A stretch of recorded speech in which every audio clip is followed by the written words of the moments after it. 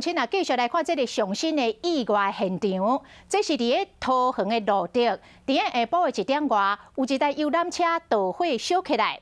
当时这个车顶哦，有30个幼稚园的小朋友甲2个老师，好哩加载拢无受伤，嘛找其他的车辆来接应。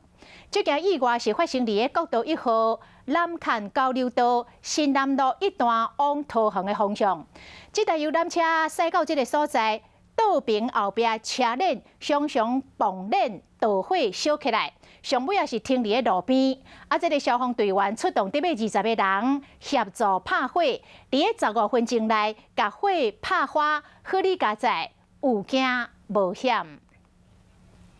你好，我是宋彦明。想知道更多的新闻内容，请订阅华视新闻的 YouTube 频道，并且按赞、订阅、开启小铃铛。另外，可以上 LINE 贴图小铺来购买华视主播的官方贴图。